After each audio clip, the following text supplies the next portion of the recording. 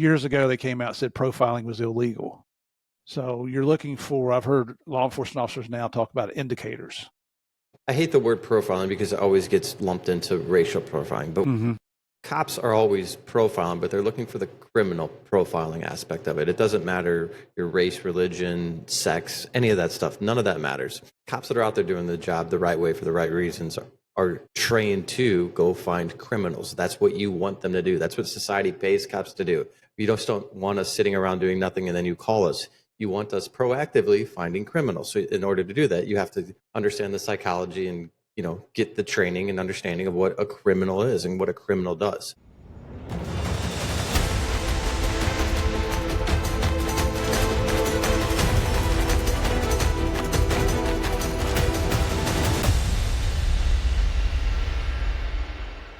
All right, everybody, welcome back to episode 2 of this week's edition of Game of Crimes with Murph in the Morning. We got Mr. Kenny Williams here, 18-year law enforcement veteran from Northwest Indiana, a suburb of Chicago, Illinois, where they have no crime whatsoever because Kenny's up there. Yeah, if you believe that, I got a bridge down here in Florida for sale. Okay. But we spent yesterday just talking about Kenny's career, talking about canines and his background and everything. But what we want to cover today is to get into actual cases he's been involved with. I love bringing canine officers on here. I just find it so interesting. And having worked with canine officers in the field, that I never had a canine, but watching their capabilities, how intelligent these dogs are, how willing they are to sacrifice their own lives for their handler, it's just amazing. So if you remember from yesterday, we did mention a former police officer who was killed in the line of duty, Robbie Bishop, who worked for the Villa Rica, Georgia Police Department as an interdiction officer. When I was stationed in Atlanta, he was one of the officers out there running interdiction on the west side towards the Alabama state line. Just one of the most aggressive, one of the most successful interdiction officers, just had a nose for the work. I don't think there's anything in the world he was afraid of. And so we've dedicated this week's episodes to Robbie Bishop. And I lost his end of watch date here. It was January 20th, 1999. So, brother, Robbie, rest in peace, man. And thank you for your service. So, Kenny, back to business here. We've learned now that Gibby's the dog that's doing everything, but you also had, Mojo? What was your Mojo? Mojo. Oh, was it Mojo? Mm-hmm. I was trying to make a joke there. Hey, I actually remembered something. That's unusual for Murph. But I'm just interested in some of the things that your dog did, because we know it's not a people search dog, it's a drug search dog, but all the other things that dogs do, this one is pretty much straight out, right at sniff narcotics. And first of all, what narcotics could your dogs find for us? The first one was any like heroin derivative, cocaine derivative, meth derivative. So basically like crack, because there's cocaine derivative, opiate based type stuff.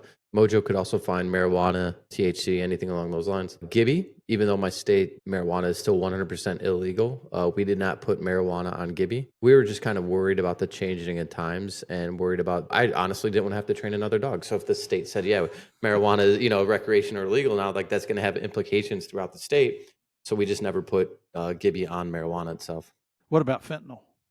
So fentanyl, we don't put our dogs on fentanyl just because the process, I know people are going to say different things, but it can be dangerous. I know Canada does a great thing. Also, we've had attorneys come in and look at it, and theoretically, fentanyl can be a legal substance that you can have. Mm-hmm. There's no case law that I'm aware of to support whether dogs allergic to fentanyl are being questioned or not. So it's kind of an unknown. So we haven't. That doesn't mean that if they're not cutting it with heroin or something along those lines, that the dog wouldn't alert to it, or the way that they're processing or packaging or touching other drugs. Like there's still a possibility that the dog alert, but we don't necessarily imprint our dogs on fentanyl. All right. I'm surprised to hear that.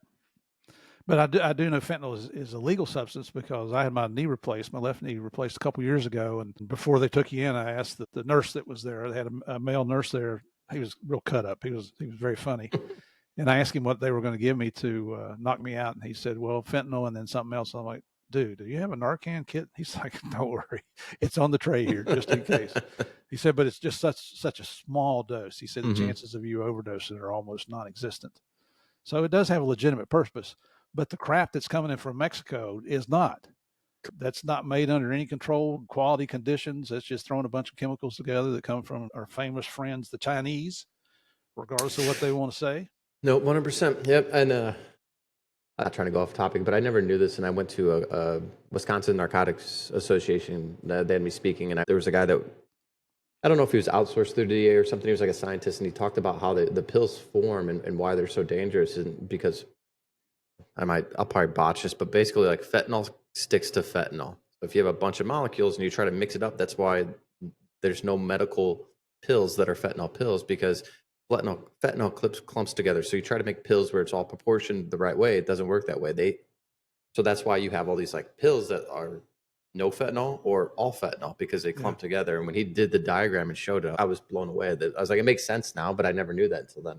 I didn't know that either. But I do know a regular pill, you take the active ingredient and then they use binders to hold everything together, and that's what creates the pill. Then the stuff that they're doing in Mexico is nothing like that. It's crazy. No, it's so dangerous. And that's a whole nother topic itself there. So tell us, you come out, now you're out on the highway. So I'm sure you get calls from other officers to come and search a car or search a residence or whatever. But are you out by yourself, or is there another patrol unit close by?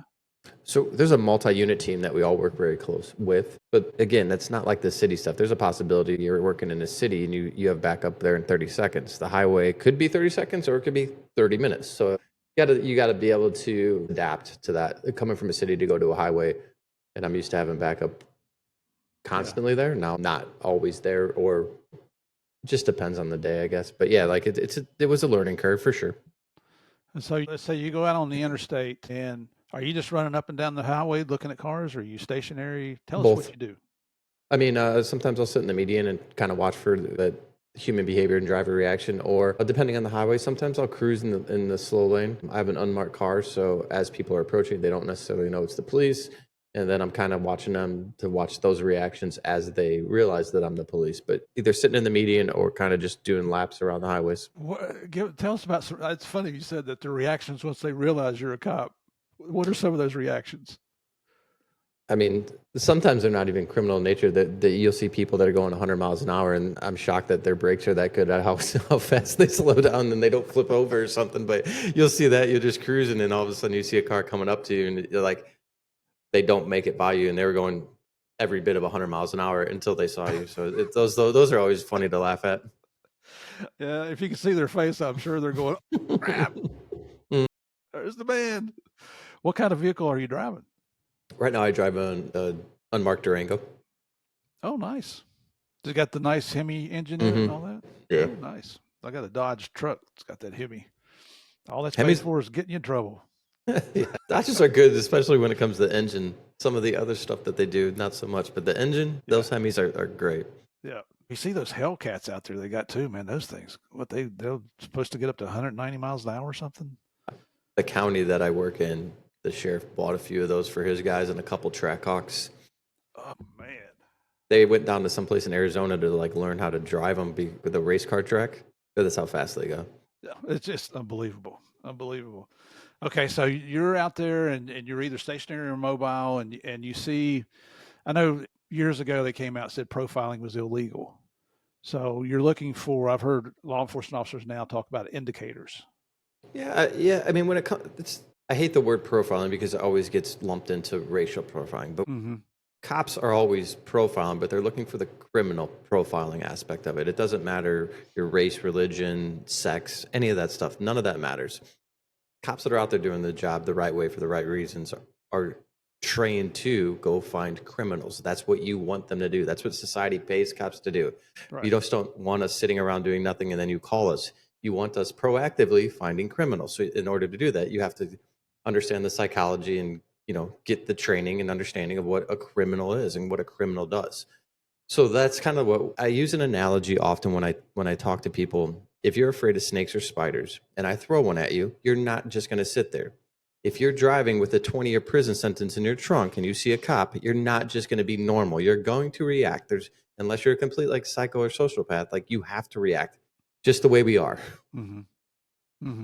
So what we're doing is we're trying to teach our listeners how to not get pulled over by the police here. Again, psychology is going to take over. Like no matter what, I can tell you all day, hey, this is what we're looking for. No matter what, you have kilos in your trunk and you go by a cop, I promise you that you're going to react. Whether you do it intentionally or unintentionally, like you're gonna have some reactions. Yeah. And you know what? I mean, I've been retired now since 2013 from law enforcement, but I still, when especially on the highway and you see a police car, I'm like, oh crap. The first thing you do is look down at your speedometer, see how fast you're going. Exactly. And then you don't want to be disrespectful and pass him. And my wife and I were at a red light here a couple of months ago, and here in Orlando, let me tell you, the people live like this in their cars, looking at their phone, and they could be the first in line, and they will sit there through a whole red light signal unless you blow the horn at them. And so there's this little white SUV in front of us, and sure enough, you can tell the guy's looking down, and the light's been changed for at least 3 seconds, which is about the limit of my patience. And I laid on that horn, and he looked up and put his phone down, and he went and took off. And as he went around the curve, I could see Orange County Deputy Sheriff on the side. I'm like, am I going to get pulled over when I go around the curve? That's awesome. But even after all those years in law enforcement, you're right. I still have a psychological reaction when I see, especially a marked unit. Yep. I'm not the slowest driver in the world. I don't commit felonies, but those misdemeanors I'm pretty good with. Driving misdemeanors. I shouldn't have a driver's license. I think it's a cop thing. We always kind of, used to driving fast and don't realize it when we're off duty. Yeah, or when you retire either. Yeah, or that. So you see something that makes you suspicious, right? So I don't know. I've never done interdiction myself, not like you do. So what could that be? What are those indicators that you might see? So, I mean, it all depends. Initially, I'm looking for a deviation or a change in your driving behavior. So typically, I'm going to see them before they see me. And maybe they're driving like, I don't know, 85 miles an hour. They're nice and relaxed. And all of a sudden, I see a reduce in speed and they pull up and they're all rigid. I'm like, well, that's weird. Nothing else has changed in your environment. I get it that you're speeding, but that's still, you're adding other things. So you're not only reducing speed, but you're changing the position of the way you're sitting in your car or whatever it is. And oftentimes what I would like to explain to people when they ask me, I like to see something that's comforting or concealing as people are approaching. So like maybe they're trying to push themselves behind the B pillar. Maybe they're trying to like, I don't know, men with facial hair will play with their facial hair. It's subconscious that they're doing it, but unless you're driving the whole time playing with it, okay, that's fine. But now if it's a deviation and you weren't, you see me reduce speed, push behind the B pillar, start playing with your beard. I'm like, okay, there's a cluster of behaviors I just saw that piqued my interest. All right. And so what's your probable cause to pull that car over? You got to have a reason. Yeah. So like many times I see these behaviors, but they didn't commit any infraction. So if they don't commit an infraction, I'll do one of two things. Maybe I'll go up maybe 10 miles, sit in the median, maybe see them again. If I do, and they have committed infraction, cool. If not, then I only do it one time. I'm not going to keep chasing them and following them. And I'll call buddies in other states or down the road and be like, hey man, this is what I saw. It might be worth something to look at. I couldn't get them stopped. Got it. I mean, that's encouraging because our law enforcement professionals are not over there just randomly pulling cars over. Do you guys ever set up roadblocks? No, I know some other states will set up like kind of the Rouge roadblock, because drug checkpoints are illegal unless the checkpoints have to be either a lie or officer information, like you had a homicide or something and you're giving out flyers, but you can't do like the drug checkpoints. So what they'll do is I know that some other states will put up signs that say checkpoint ahead, and then it's one exit before that where there's nothing besides like fields. And then all of a sudden it's the busiest exit in the world. So then all the cops are just sitting there and there's actually no checkpoint up the road because it's illegal. Yeah. But we don't do any of that. But I love when I see them because I'm like, man, I wish we did those more often. Or I don't even know if we can in our state. I've never seen it done in our state, but I've seen other states. I saw it in Florida and in Georgia both. I don't think I ever saw it in North Carolina though, but they were funny. No, there was, because some of the cops I work with up in North Carolina used to talk about them. So I never participated in one though. And so you've got PC now, and are you going to get out of the car with your dog? No.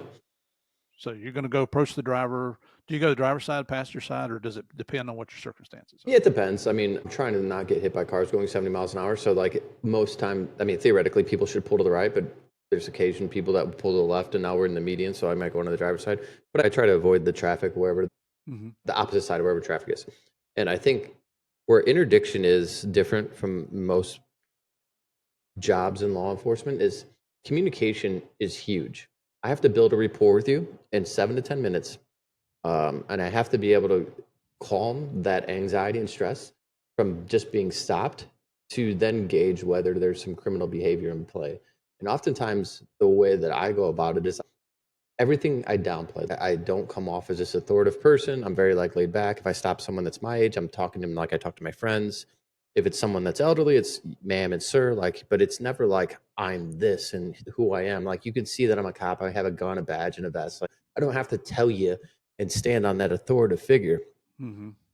I talk to him just like I would talk to like you, like no different. There's absolutely nothing different. And I'm trying to build this rapport because I want them to feel comfortable around me. And for me, when I stop someone on the highway, I explain right away, like, hey, this is what you did wrong. But as long as your license is good, I'm going to give you a warning. There'll be no court and no fine. A lot of fear of law enforcement is the fear of the unknown. Like if you're traveling from 7 states away and you get a ticket and it's $300, you got to pay it or come back to court. Like you might have stress and anxiety over that. So I explain right from the get-go multiple times during the traffic stop that you're not going to have to fine, you're not going to have to come back to court, nothing along those lines. It's strictly no court, no fine, and you'll be on your way. And if that stress and anxiety still is there during that traffic stop or gets higher, it's something that then I'm going to dig into a little bit more during that stop and ask more questions about travel plans and things along those lines. If you've got multiple passengers in the car, how far into this do you get before you separate them? Almost immediately. Initially, like I'll lay out the foundation of why I stopped you and get their information, and then I'll have them step out and during the traffic stop either. Most of the time, we were kind of maybe outside my passenger side door, and I'm running their information and writing my warning or ticket, whatever it may be. And in that time, I'm just engaging them in the conversation, but it's almost immediate. I don't leave the passenger side of their car unless they're coming with me, pretty much. Mm-hmm.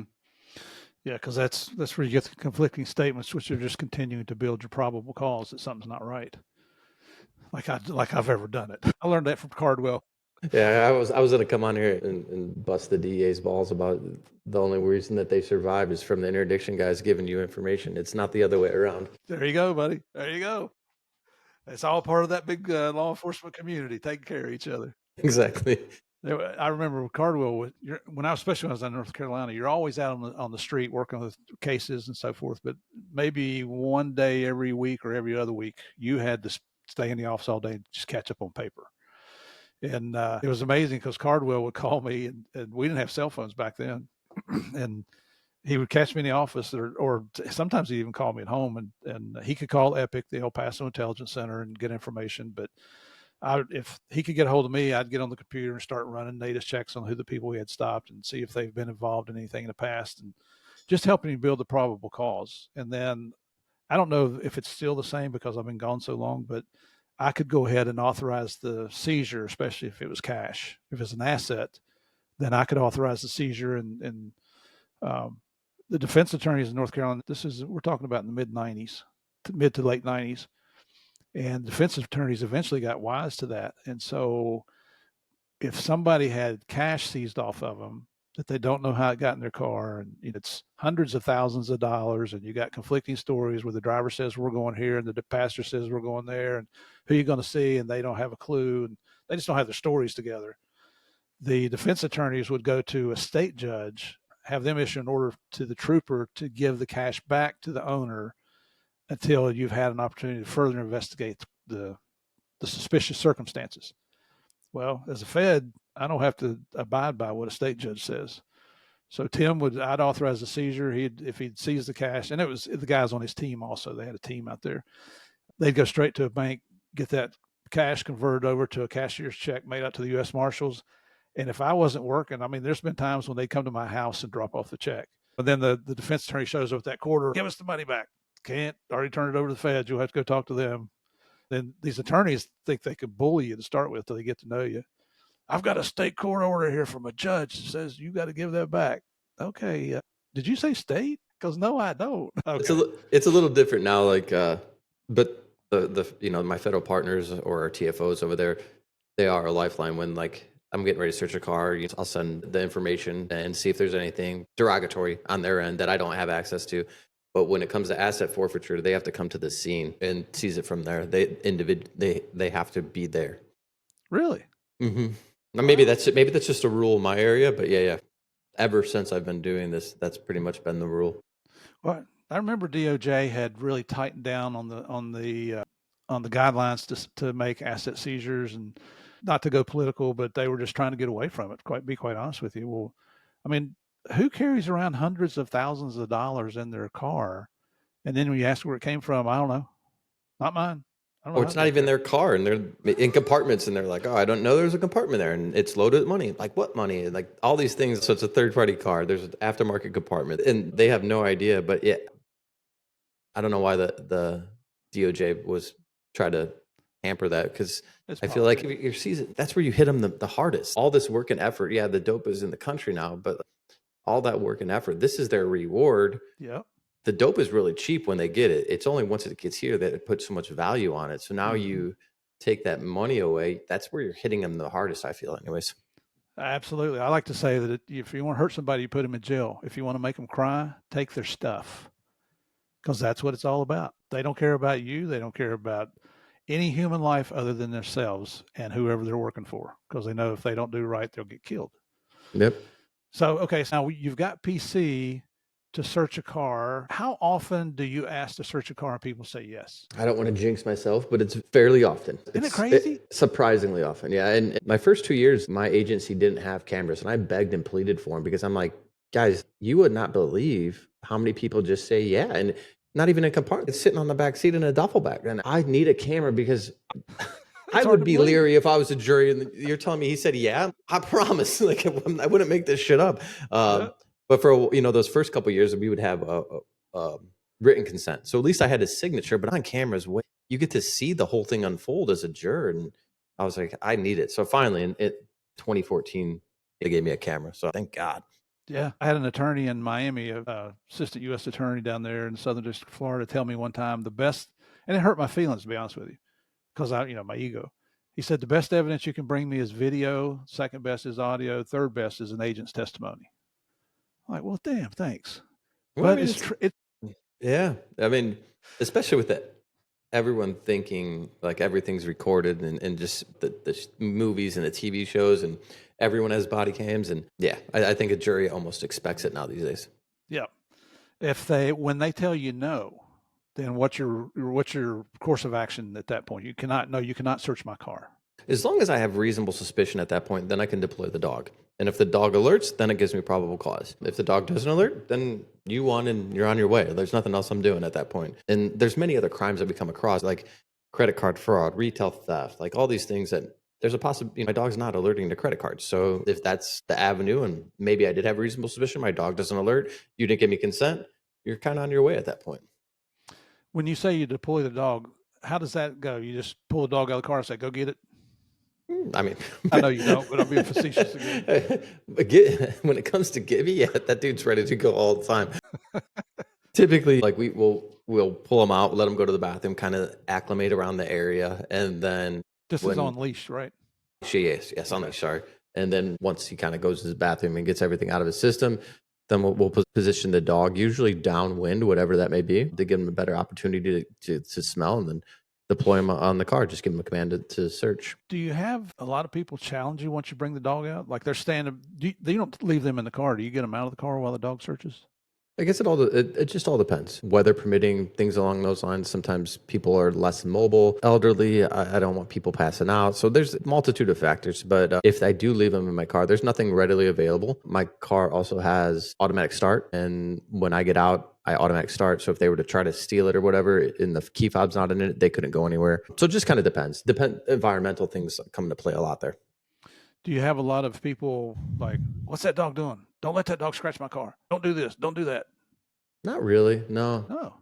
I guess I'm also dealing with a different clientele. I'm looking at a smuggler aspect of it. Maybe they don't even own the car. So those types of things I've noticed more if you're dealing with someone that is a lower level, maybe an ounce kind of guy in a city environment. I see more of that on that avenue instead of the smuggler that just has a bad moral compass in hauling a commodity that he doesn't have a vested interest in, or she doesn't.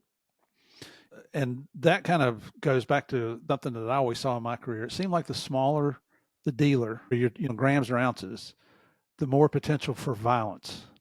Because the big guys that have 1,000 kilos, believe it or not, it was really rare that they would resist at all. Yeah, I think they look at it as a different business, man. Like when you're dealing with a lower level dealer, like that's his entire livelihood. You know what I'm saying? Typically, they're going to carry their drugs, maybe their gun, and their money, all of it together on them. And if they go to jail, not only are they going to jail, but they're losing everything at that point in their own mind. They're losing everything. Yeah. When you're dealing with a mule, that's not his drugs. He doesn't necessarily have a vested interest in it. He has a vested interest to get paid or to the organization, but that's not his. So if he loses it all, he's not out everything. He might go to jail. He might owe the organization, but he's not out like my livelihood at this moment. That's a great way to describe it too. How does Gibby alert if she sniffs something? Gibby's a he, but I'm sorry. Sorry. Take away his man card like that. No, I'm just joking. Sorry, Gibby. It's a passive alert. So it's either going to be a sit, lay down. If it's something that's lower in odor, Gibby will crawl under the car.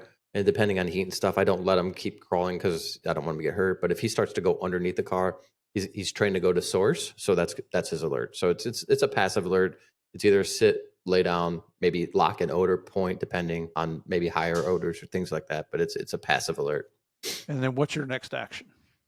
Usually I go and I inform the occupants, hey, this is what happened. This is what's going on. I don't leave them in the dark. I want them to be aware of what's taking place so they're not the unknown. Again, the fear of the unknown, people make irrational decisions when they don't know what's going on. So I explain everything in detail. I have no reason at that point not to. I would prefer people know exactly the law, what they can and can't do, everyone, because then it makes our job easier. If you know what cops can and can't do, then you don't have all these, I guess, ideas of what it is. Like if you know the reason I'm searching because my dog alerted and it gives me probable cause, I think you might not necessarily like it, but you know the law now. Mm-hmm. Or if your dog alerts, are you going to call another unit to come out and back up? Hopefully there's another unit by there, but yeah, usually once that process is taking place, I've already called for someone. Got it. Well, and we can pretty much figure out after that you find something that's illegal or unexplainable, there's action going to be taken. Yeah. What is the most unusual compartment that you or your dog have ever found? I mean, you've heard about the hydraulic compartments. I a lot with DEA, but yeah, seen those. I'm just trying to think of one that's like super unique or different. Or what's typical also. Yeah, I mean, that's typically what we see. I guess some of the unique ones, and this is where some of my friends in the profession have really helped me out because, again, I started in 2012. I didn't hit a roof compartment in a car until 2023. And because I'm very small minded, I'm very like, oh, they're not going to be here. Like, I'm an idiot. And most cops, when they search cars, they look down. Yeah. And my buddy in San Diego, his name's Jeremy Bedingfield. He teaches an amazing trap course. And he was like, dude, there's roof compartments by you. I'm like, no, there's not. They're not by me. He's like, I'm telling you. So I'm on the phone for a month with him, like picking his brain, being this annoying little person, trying to learn. And then in back-to-back days in March, I hit roof compartments in 2023. And I'm like, all right, you're right, Jeremy. I was wrong. So I always talk about those because as cops, when we search cars, we always look down. It's very rare that we look up. Very, very rare. What is a roof compartment? I don't even know what that is in a car, a truck. Yeah, no, I mean, anything. I guess both of mine were SUVs, and basically they either remove the roof from the outside, take the shell completely off, and build some type of. The first one was like sheet metal, and then the other one had built like a tray that was a levitating tray inside. So if you hit it, you wouldn't hear it. The one that was sheet metal was like a brick. So I was like, all right, that one's messed up. But yeah, so basically they just built a box within the roof. Pretty ingenious. Yeah, I'm sure that I've missed many more that I don't even know about and I don't want to tell Jeremy about, but yeah. Jerry, if you're listening, call me, brother. We'll talk. I'll get some information offline. Tell us about the most dangerous interdiction stop you've had. So I've had two. I always tell this one in my class, but I'll give you the short version. Basically, I stopped these two dudes. They're a third-party rental car. They're not making any sense. I didn't have a dog at the time. Trooper shows up, runs his dog. Alert, we find 2 pounds of weed and a gun. Arrest them. And again, like my department is a great department and it's like old school sports. We always bust each other's balls no matter if you do a good job or not. So I go home, I come back the next day and the sergeant's sitting there, he's like, good job yesterday. And I'm like, okay, here we go. 2 pounds of weed and a gun. Like, we're going to bust my balls. Here we go. Mm-hmm. And he's like, what, you don't know? And I was like, I have no clue what you're talking about. And he's like, last night there was be on the lookout for that car because it was involved in a multiple homicide. So before the Be on the Lookout came out, we had one of the murder weapons in the car too. So it was, but at the time looking at it, you would have never, me personally, human behavior is something that I pride myself on. And I knew that they were lying and not telling the truth. And there were some behaviors that I was paying attention to, but it wasn't something so egregious that I would thought that's what it was. The one that still gives me like stress and anxiety, very similar situation. Stop it. It's a father son and not making any sense. They tinted the windows in this rental car themselves, and I was asking him why the dad wasn't making any sense. I run son, and he pops up as he's wanted for homicide out of Georgia. And I'm by myself at the time, so I literally just back my car up as much as possible. Dad's being cooperative with me, but that one was still like a very stressful situation until my backup arrived because I couldn't see the kid in the car, wanted for homicide, windows are tinted like ungodly, and so that one I still think about, and I'm like, man, that's things could have went bad there. They didn't have any weapons on them or anything that time, but just the unknown. Again, that stress and anxiety from the unknown. Yeah, he could have had a long gun pointed at you from inside that car, and you wouldn't even know it. Yep. Was the dad in your car with you? Mm-hmm. What did he say when you started backing up? I told him. I was very honest. I think I was able to get handcuffs on him in front, but it was some security, and then I just told him like, "Yo, this was going on," and I backed up, and Dad started to cry and stuff. And I think that their plan was to kind of get son away from there. Knew that he had this warrant and taking him to family up in Wisconsin. Ooh, that's when those things are over, you say, "Thank you, Lord."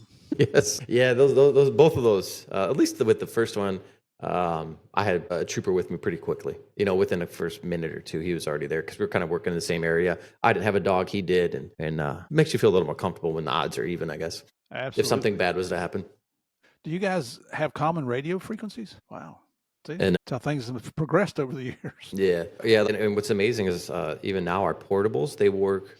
I don't know what kind of radios you guys have, but they work off 800, they work off Wi-Fi, and they work off cell. So there's not a lot of dead spots anywhere. Wow. No, I remember when 800 was first coming out. That was 800 megahertz. We're good to go now, guys. Yeah, right. Yeah. I remember when I don't know if you're old enough to remember this, but I think I was in Georgia the first time in Atlanta, and the Nextels came out, the push to talk, Mm-hmm. and you could talk to somebody from Atlanta, you could talk to somebody over Savannah, and we were just like, oh, how's that? It's magic. I remember those, but I was not a cop at the time that those came out. That and Blackberries. Yep. Blackberries, that was the greatest thing since sliced bread, right? Yep. And now look where we are. It's crazy. Everything's encrypted. What is I know that was the most dangerous cases that you mentioned there just now, but what's the most memorable case? The one that I guess maybe you're the proudest of throughout your career? One that if you're sitting at the bar with the guys and telling war stories that they're going to want to hear, something you're really proud of?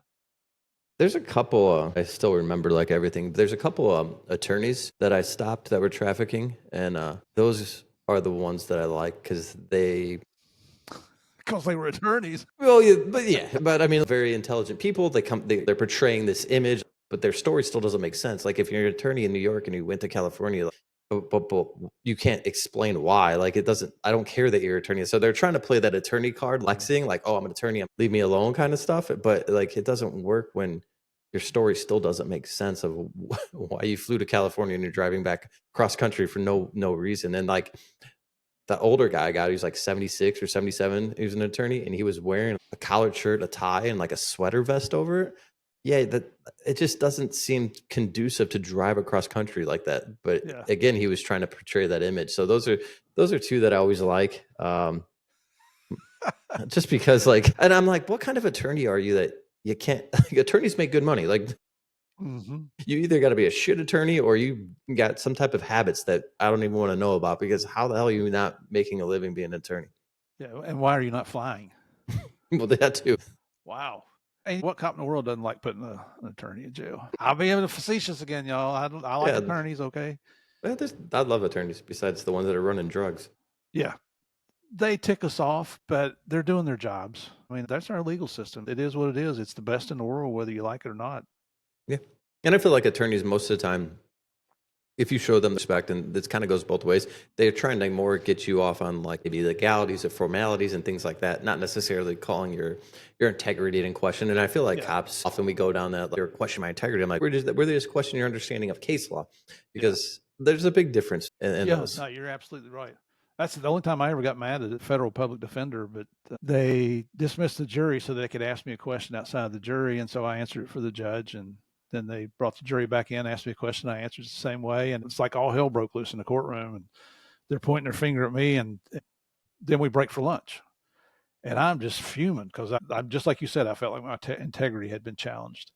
And the AUSA comes up and he said, "Hey, Murph, let's go get some lunch." I'm like, "Great." And the public defender comes over and he says, "You guys mind if I go to lunch with you?" "Damn right I mind if you go to lunch with me. I'm not going to ever talk to you again." Had a few choice words. He's like, "What's wrong with you, Murphy?" I'm like, "You just questioned my integrity after you knew how I was going to answer the question." He's like, "Man, it's part of the game. It's nothing personal here." That's what today it is. And then I finally grew up a little bit and I got over it. I had my little pity party. Yeah, I mean, it's funny. Like a lot of times I see cop or attorneys off duty that I thought hated me. Just sometimes that's how they come across, and then they're the nicest people in the world. It's almost like not a show, but I mean, kind of. You have to have some charisma, and you have to deliver things, and you have to be like, I don't know. That's their job, is to cast the shadow of a doubt. Yep, that's it. Some of them are good at it, and some of them are just sleazy at it. Agreed. So, in all your experience now, how have you seen trends changing? Like, what are you seeing the latest trend as far as transporting drugs in vehicles? I've heard stories that people will hire old couples to drive RVs across, and that was back in the weed days. And I even there's one guy that I met at the Southern California Gang Conference one year he was a former bad guy with the Arellano Felix organization out of Tijuana, the Mexican cartel. And he was gringo, and they would study the habits of police officers in California. And apparently, and I never heard this in 38 years as a cop and I was already retired when I was going to these conferences. Apparently, if you're out there and a marked unit goes to pull you over and you're law enforcement, they would hang their hand out the window and they would put 4 fingers down. And that was to represent code 4, which is you disregard in police lingo. And that was an unofficial sign that, hey, I'm a cop. And most of the time they'd let you go because who knows what that means. 4 fingers down. But so they would do that, and they would grow their porn star mustaches because a lot of cops had those. And your hair, you still got hair, but you got most of it shaved off, where I just don't have much hair left. I'm losing some of it too. But we kind of emulate what cops look like. And he said it was shocking how many times they got out of getting pulled over because of things like that. So I'm just curious, what things do you see now as far as the interdiction business? What's the latest trends? I mean, the military thing, I think they play on that a lot, like where guys will be in military uniforms or have military things. The business aspect, like where they have suits hanging up, like they're traveling for business, I think is very common for me anyways. And I think those trends might be different around the country, but they try to emulate whatever that traffic is in your area, I feel like. So if you're working South Texas, you might see like oil trucks and shit that works in the oil field doing the same thing. But you bring that up by me, that would stand out like a sore thumb. Like it doesn't make sense. We don't have that type of stuff. I think that, ultimately their whole game is to blend in with whatever local traffic or whatever traffic patterns you're seeing in your particular area. A lot of business, a lot of military I see. As far as current trends recently, seeing, and I don't know like how widespread this is, but my last seizure was liter water bottles that were filled with ketamine. And they were pretty cooperative with me, the individuals. It was a husband-wife combo. And it was that's something that I have never seen before. Like we've seen like the meth solutions and things like that. And but this was something different, and where it's the ketamine's in big liter water bottles. And what stood out to me was there were just powder and they were all cracked. Why do you have 9 bottles of liter water bottles? It didn't make sense for 2 people to have these that are all opened. You can see that the seal's broken. Some of them had powder on it, but I think that's one of the most current trends that I'm seeing right now. I've never seen ketamine in my life until that seizure either. So I don't know if ketamine's I have no idea what it is, but that's the most recent that I could think of. Yeah, I think it's another drug like fentanyl that actually has a legitimate medical purpose, but also used in excess is considered illegal. Mm-hmm. If that makes sense. And I don't want to go. I try to stay very apolitical on the show here, but I mean, we all know we have a new president and his administration and the way he's controlling the border. Have you seen a reduction in drugs moving across the highway since the new administration come in, or is it still the same, or is it worse? I mean, I for me personally, the trafficking aspect of narcotics seems to be slower right now. But what we did see, we saw a lot of human traffickers under the last administration, especially towards the end. And I don't know if it was like a mad push because they knew that Trump was. But so back in the day, let's say when I first started before the past 5 years or whatever, I would see maybe one a month at most. And then maybe towards the past 3 or 4 years, it was like one a day. And I'm far away from the border. So it was very strange. And then now it's like I haven't seen one in months. So the human aspect of it, yeah. So I think that that's definitely curtailed, and the narcotics has slowed down as far as trafficking goes. The only time that I've seen it completely stop was during COVID, where it was anything, and drug prices went through the roof, and people moving things on different routes in smaller amounts, like maybe a kilo from Washington State all the way to New York, and I just felt like it wasn't coming across the border as frequent because the borders were shut down. Well, you're in an extremely target-rich environment because you're so close to Chicago. Chicago is one of the primary transshipment points for drugs coming in from Mexico. Chicago and Atlanta are the two primary transshipment points. If you were king for a day, any thoughts on how to curb illegal drugs coming across the border into our country? I don't like that argument because I think that the demand argument doesn't supply the sensation. If you want to be an addict, there's other avenues. Like you could be addicted to pills and all these other things. So I don't buy that argument at all that it's a problem that we have to focus on here. I think the problem is them getting here and how readily available they are. So I think in order to actually stop narcotics from getting in this country, you have to go to the origin places. So you're going to have to go to like the jungles of Peru and Colombia and stuff like that to get rid of the coke. You got to go to China and make them stop pushing. And that would be my biggest thing. Like, you got to get the fentanyl stopped. Like, you have to do something with that. And that those precursors are coming from China, whether you want to believe it or not. They're setting up labs. They have Chinese scientists that are setting up labs in Mexico. I don't know if you want to deny that all you want. I don't know what to tell you, but it's happening, and that's the biggest problem. Cocaine is a problem, meth is a problem, all of it. But fentanyl is killing 100,000+ people in this country a year, and it's absolutely ridiculous that we have not taken a stronger stance against it. Yeah, I'm with you 100% there. People, when they interview my old partner Javier and I, to talk about did we really have a positive effect on drug trafficking when Pablo Escobar and Medellin cartel were taken down, and what our opinion is on the war on drugs. Has it been successful? First of all, the term war on drugs is the biggest misnomer the government's ever come up with, because we're going after the person who's responsible for manufacturing and distributing 80% of the world's cocaine. What do we send? Two guys. It's a hell of a war. As a joke. Yeah, I mean, you had resources to support you, but still, it's never been a true war. Mm-mm. And you mentioned the overdose rates here in the United States. It looks like there might have been a reduction in 24, but we're still close. If we're not at 100,000 or over 100,000, it's still going to be close. It's not a major reduction. But you look at how many Americans in our own country are dying every day, and our people that are Washington are supposed to be coming up with solutions. Most of them didn't even know it was a problem until the last year or two. It's funny. It's funny you speak of that. So I feel like interdiction, we see things and trends way before other people. Maybe 2015, 2016, we were coming across a lot of Chinese with tons of money, and my local guys were like, "Oh, we don't know about Chinese involved in the drug game," and I was like, you guys better get some information about it because well, I don't know how you don't have any. Where And then have you even been? yeah, and then I mean, I'm sure that was like 10+ years ago, but now you watch it all unfold, and now it's becoming national news that these Chinese nationals are the main pushers of the black market marijuana in the country, and all that funding's eventually getting back to China. And then even recently, like the South American theft group guys, like we're seeing them on the highway on a regular basis. And I'm like, and then we started to get bulletins and started to ask around the country, and other local departments were seeing that. And then you don't make national news until you break into Patrick Mahomes' house. But they've been here for 5, 6 years at this point. Like, why, these things are problems, and I feel at some point people don't want to listen to the locals. And interdiction specifically, we're seeing those things firsthand, and probably at a quicker and sooner rate than most departments, and especially on the federal level, I feel like. Yeah. Yep.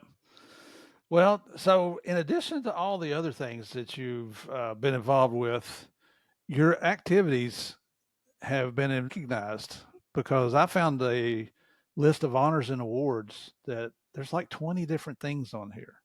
It's all So luck. listen, I don't want to hear that crap. But there's actually two things on here that really caught my attention. And let's see, the first one was they're both sniff off champions. What the heck is a sniff off championship? So those are for my dogs. And what that is basically, depending on how many people, but it's usually between 30 and 70 different dog teams. And they put a certain number of narcotics out. It's almost like the, I guess, Canine Olympics types Yeah. for the nose. And if you find them the fastest, you place in those. And if you make a bad call, it adds time to you. So you can't just go in there and just like start, yeah, it's here, it's here. No, every bad call adds a minute to your time. And some of those times, I don't know how many hides, maybe say 6 hides. Sometimes the overall time's between a minute and 2 minutes. So if you have one bad call, you're kind of screwed. And you're not going to win. So those I'm proud of because those are my dogs. So we could talk about those all day. Yeah, it looks like, did you win the championship in 2018? Looks like. Yeah, I think I have a first and a third with Mojo, and then I have a third with Gibby. Excellent. And then there's a lot of Interdiction Team of the Year awards. I see one here from, is Desert Snow? Is that thing still going? Yeah, it's still going strong. Yeah. So in my way of describing it, it's a group of interdiction officers around the country that get together and exchange notes and learn from each other and share information. And I think it's online, right? Yeah, you have to be vetted through as law enforcement. Yeah. To get in. That's pretty cool, man. You got a sniff award. I mean, Gibby got a sniff award. Gibby and Mojo. But yeah, I'll take credit for some of those. And tell us a little bit about your podcast, Beyond the Barrel.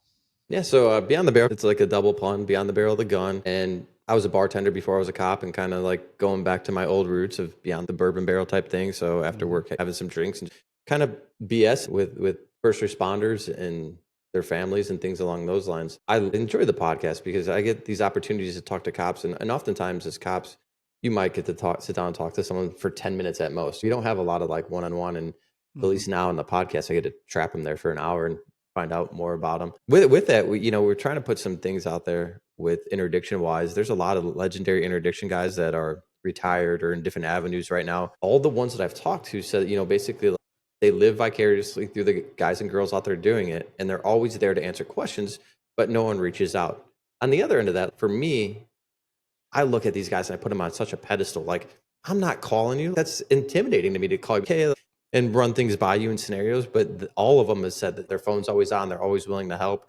Plus, they put a lot of good knowledge out there in their trials and tribulations. So that little mini series that I'm doing there with Interdiction, I absolutely love it. And you have a guest on every show just like this one. And how often does your show come out? Is it weekly? We've been trying to do weekly. I guarantee you 2 a month for sure, but we do it differently. I don't put out Monday, Tuesday. It's the 1st, the 8th, the 15th, 22nd. So whatever day of the week that falls on, that's the day that comes out. Got it. Where can people find you? Are you on YouTube also? Yeah, YouTube, Spotify, Apple for the podcast. Very good. I mean, folks, give him a chance here. You started this in, I think, August of last year. Is that right? Yeah, in the first couple of months, I was only doing one a month because it was maybe a little bit over my head. And now as I'm like learning the avenues and stuff, it makes it a little bit easier to put a little more out. Well, in our conversations offline there, I think you're way ahead of me on the technology side. I never was a tech guy. What else you got? The Justice Academy training. What is that? Me and my business partner, he's an attorney and a cop. We started that. He talks about case law, travels the country, and then I talk about interdiction. And then we have a female officer that's out in New Jersey. Her name's Heather Gloglich. She teaches a female class, which is not hate the man female class, but it's more of what females are expected to do in the job. Some case law about pregnancy, the federal standard when it comes to pregnancy and those types of things. So giving you more information as a female cop. And then she teaches a leadership class because she's I hope this is right. She's at least a captain. She might be something more, but she's got some rank, and she's just an amazing person. She has an amazing story too. So you go out, people hire you and you go out to their agencies, or is it virtual, or how do you do that? Yeah, there's no cost to the agency. Basically what we do is we have a price for our classes. If you want to host us, you bring us out, and for every 10 people that sign up and pay, your agency gets a free spot. Depending on travel and stuff like that, our minimums are kind of around the 30-person mark, unless it's something that we can drive. But there's a business aspect to it, but I try to make it as reasonable as possible. I don't work any other side jobs. I teach once a month. It takes 3 days. As cops, we don't make that good of money, and there has to be something there to make it kind of profitable, just to make it make sense. Right. And there's where that teaching side of you came in. Could Oh get yeah, away with yeah, it. yeah, yeah. That's true. It's I like it. interesting how life goes full circle like that. It is. But you know what? You've got the experience in a specialized niche now that you can taint, especially in interdiction. That's great. Any other things that you doing on the side? No, that's it. I think right. Yeah, just teaching the counterculture network with a bunch of first responder podcasts is pretty amazing. Try to hang out with them. They do a live like every Friday night, so I try to get with them. That's more of a like a roll call type thing, you know. It's like all of us kind of just making fun of each other and stuff. There's not much else going on besides us like talking smack, but Yeah, yeah. Brent and Tyler had me on their Thursday night live, YouTube live here a few weeks ago, and what a hoot! yeah, no, it's fun. It's entertaining. My wife, she watched about half of it. She's like, "You guys are like a bunch of juveniles in high school." I said, "Yeah, but we had cigars." And before we let you go here, what, if any words of wisdom or advice that you might have for anybody out there, especially those that are considering a career in law enforcement? Interdiction is the best niche that you could have when it comes to law enforcement. That's just my personal opinion, and I think that as cops, you get in the profession, understand and how to communicate, and communication is not only talking. I get more by just sitting and listening to people. Beyond what you guys see, I'm very introverted. This takes a lot out of me. So I can sit and I ask one question and I just listen to people respond. And as cops, what oftentimes I feel like we do is we're waiting to respond to someone talking instead of just sitting and listening and watching. And communication is going to take you a lot further in your career than a lot of other things that you think that you need or will need. If you can talk yourselves in and out of a lot of situations, it's going to make that profession a lot easier. And I absolutely love interdiction. You're using your best ability in 7 to 10 minutes, and you're trying to beat someone at a mental game that is prepared for weeks, months, or years to beat you. So, of course, I want big things in cars, but if I beat you in a mental game, it's a win for me, and that's what keeps me motivated. So you got to find out what motivates you too. So I think communication, motivation, and it's got to be personal motivation. You can't have someone, your sergeant, your lieutenant, like the rah rah at roll call. To it's got to be something internal. But Right. communication, motivation, and get into interdiction because I don't want it to die. There you go. And it kind of turns out being a game when you're trying to match wits with somebody else, which is why we call this the Game of Crimes podcast, right? Love it. Love that. Yeah, little cheesy thing there. No, I love it. So, ladies and gentlemen, we're going to close out here. Before we go, though, here's where you can find Kenny. His podcast is called Beyond the Barrel Podcast. Please go check it out. Look at it on YouTube, subscribe to it, give him a like, download some episodes, help him grow his audience here. He's relatively new in the podcast business. On YouTube, you can find him at Beyond the Barrel Podcast. On Instagram, found red_ninja111. Yes, sir. What's the red ninja thing? So, quick story. Back in the day, my first email ever was K the Red Ninja. And the reason is me and my buddies used to mess with nunchucks, and I had red hair. So it just, and then when I started to go out in like this education realm, I didn't want to give my department email. So I gave them the only other email I had, which was that. And then people started to pick up on it. And that story came out, and I just ran with it. Cool. Very cool. You could have put ginger on there. Could have. On Facebook, look at Kenny Williams. On TikTok is red_ninja_111. LinkedIn is Kenny W. And his website for his training academy is justiceacademytraining.com. If you're looking for some training in interdiction or leadership, there's a lot to choose from out there. It's really unbelievable how much there is to choose from. But you want somebody that has experience and knows what they're talking about, and not somebody that's never been there and done that. You just heard his story. I mean, if I wanted to learn about interdiction, I'm calling Kenny here and his friends there and their company. But Kenny, thank you so much, brother, for being on the show. It's an honor to have you on here. I want to thank you for your service and your continued service to your community, your willingness to get the word out there to help other law enforcement professionals learn from your experiences, being transparent about your activities and the dangers that you face, and just some of the cool things that you've gotten to encounter that a lot of cops will never see in their careers. If there's anything that I can ever do for you or the Game of Crimes can do, you know how to get a hold of me, brother. And my opinion is, just because I retired does not mean that my oath ever expired. So whatever I can do to help law enforcement, I will continue to do. I think that's going to do it for this week, ladies and gentlemen. So thank you so much for continuing to join us here. Thank you for coming back and listening to me pontificate and get on my little high horse every once in a while about little pet peeves that are important to me. I appreciate your support. If you haven't gone over to YouTube yet, subscribed, go over to YouTube, Type in Game of Crimes podcast, hit that subscribe button, download some episodes, hit the like button. And I always love hearing your comments, good or bad. Some of the comments I get, they're mostly good, but occasionally there's little shitbirds out there that'll send me nasty ones here. That's okay too, because I delete you.